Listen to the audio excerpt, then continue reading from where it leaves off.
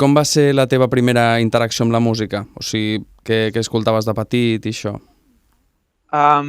Jo, de petit, sobretot escoltava la música que m'ensenyaven els meus pares. La meva tieta em va aficionar a Michael Jackson i a tota aquesta onda d'artistes més antics com Stevie Wonder, Prince, etc. I llavors a partir d'aquí vaig anar evolucionant i una mica creant el meu criteri. Des de petit que em van apuntar lo típic a classes de guitarra, perquè jo soc guitarrista de formació, i llavors ja va ser més gran quan vaig decidir que em volia dedicar a la música, i tot i que sempre ho havia tingut clar, i llavors vaig començar a tocar el piano i anar fent carrera. Ah, vale, molt bé. Llavors, a part de... O sigui, el teu primer instrument, diguéssim, el que domines més és la guitarra. Exacte. Jo vaig estudiar guitarra al Conservatori de Girona. Ah, vale. La clàssica. I la teva formació acadèmica amb la guitarra, diguéssim, com la vas compaginar amb els altres estudis? Una mica com vaig poder, compaginava els meus estudis de música amb l'escola, amb l'ESO i tot plegat, i llavors el batxillerat va ser el moment així més complicat que vaig tenir perquè compaginava això, el conservatori, que és una carrera bastant dura, amb el batxillerat, que feia el batxillerat artístic, i ho vaig anar fent com vaig poder, la veritat. Perquè quan un estudiant ha de compaginar a la vegada això, l'educació, diguéssim, secundària, no? A l'ESO, el batxillerat, amb els estudis musicals, vull dir, clar, és obligatori, no?, de fer les dues coses, no pot simplement dedicar-se a la música, o és opcional, o com va? No, vull dir, havia de fer les dues coses sí o sí, i... O sigui, l'ESO, òbviament, sí, però vull dir, el batxillerat potser és més optatiu, no ho sé. Sí, però bueno, també era una cosa que jo tenia molt clar que havia de fer, perquè tampoc a nivell musical d'estudis tampoc hi ha, a part del conservatori, que és una carrera però tampoc s'acaba de considerar ben bé una carrera. Diguéssim que en l'àmbit musical costa molt tenir titulacions oficials, no? Llavors vaig decidir fer el batxillerat també per tenir la selectivitat, per si algun dia no acabés sortint bé la cosa, i bueno, he tingut la sort de que m'estic dedicant a la música des de fa anys i que m'ha sortit bé, no? Però una mica això. Vale.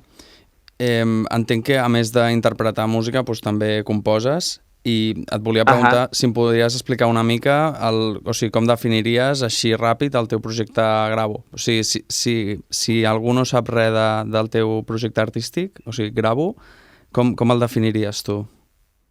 A grans trets és un projecte d'electrònica, barreja una mica el jazz i l'electrònica, però sobretot és un projecte on bec de molts estils diferents, a part d'aquests dos, perquè el fet o sigui, la meva figura com a músic ha fet que em nodrís de molts altres projectes, inclús de projectes amb els que treballo, no? Amb gent com la Júlia Blum, que fa pop, amb la Llum, que fa una mena d'electrònica més underground, amb l'Agnès en el seu moment, que fèiem més música d'autor.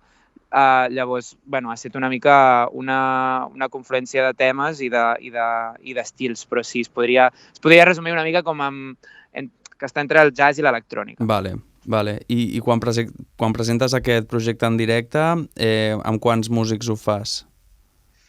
Fins ara ho estava fent amb 3 músics, ara serem 2. Jo que estic a tota la part de síntesi, samples i tota la part també més de teclista, i llavors tinc la Sara, que és la bateria, que també està amb tota la part més electrònica, i és un bolo bastant potent. Vale.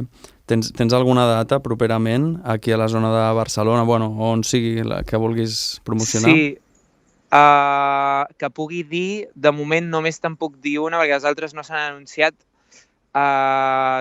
Tinc ara mateix uns 6 concerts ja programats, però puc anunciar el dia 4 d'abril que toco a Heliogàbal, que és la presentació del projecte, de la nova gira, diguéssim.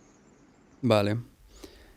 Una pregunta així una mica diferent per canviar de tema. Algun cop has provat de fer servir intel·ligència artificial per composar? No per fer-ho, diguéssim, sinó per provar com funciona. És un tema que no he investigat molt, la veritat. Crec que el fet també de venir d'un lloc tan conservador com el conservatori ha fet que sempre em busqués la vida de manera més artesanal, no? I no em deixés portar tant per les intel·ligències artificials, que em semblen molt bé realment, vull dir que no hi tinc res en contra i que em sembla una eina super potent, però no és una cosa que has investigat. Potser algun dia em plantejo fer-ho. Vale. I, bueno, et volia, ja anant cap al tema dels Premis Gaudí, et volia preguntar com vas arribar a tocar amb el Guillem Gisbert? Pues, bueno, va ser una confluència de casualitats. Al final, bueno, ell està engegant el seu projecte i li va sortir l'oportunitat de tocar els premis i jo encantadíssim. Vull dir que al final la indústria catalana és molt petita i és inevitable que al final ens coneguem entre tots i col·laborem i ens ajudem. Ah, vale. I llavors va ser la primera vegada que tocaves amb ell, diguéssim? Sí. Et va semblar professional l'organització de l'esdeveniment, no?, de la gala dels Premis Gaudí en relació a les actuacions musicals, perquè a la retransmissió televisiva no se sentia massa bé i no queda clar si fallava algun aspecte tècnic o potser l'organització de l'event, diguéssim, a nivell protocolari, podria haver fet alguna cosa perquè els assistents es quedessin asseguts i en silenci. Volia preguntar què opinaves d'això. Jo crec que es podien haver gestionat les coses diferent. Al final, jo sóc una petita peça de tot això, no? Però sí, penso que comparant-ho amb altres gales que he estat tocant, amb altres projectes, el fet de ser els Premis Gaudí, que és una cosa increïble i que és una vegada a l'any i que al final és un esdeveniment que es fa perquè els actors i les actrius se sentin valorats, no? com el que són, que realment penso que està molt bé premiar i donar visibilitat. Penso que les actuacions musicals haurien de tenir el mateix pes que qualsevol altre premi que es va repartir en aquell moment. Sí. I es podia haver gestionat diferent, simplement això, sobretot això. Bueno, i a més que el caràcter de la vostra peça, no, del que veu interpretar, era com molt tranquil, no només veu i piano, i que tothom estigués allà cridant, parlant... Bueno, va quedar una mica anticlimàtic, no? 100%, 100%, total. Tu vas parlar després amb el Guillem, si a ell li havia molestat o si a tu en aquell moment et va molestar aquest tema, no? Ens va semblar bé actuar als Gaudí, això sobretot. Vull dir que realment és una promo guai. Vale. I havíem vingut a això, bàsicament. Per tu, em podries dir si a tu et va molestar? A mi, responent per mi, a mi no em va molestar, o sigui, no em va molestar perquè jo estava en una posició en què tampoc em molestava, al contrari, vull dir, era la primera promo amb en Guillem i era una cosa guai. Bueno, diguéssim que la il·lusió va guanyar qualsevol altre sentiment que et pogués haver produït. En aquest sentit, sí. Si hagués actuat com a Arnau, probablement, com a Gravo, probablement hagués estat diferent. Però sí, crec que és això. Sobretot s'haguessin hagut de gestionar les coses diferents i crec que tenen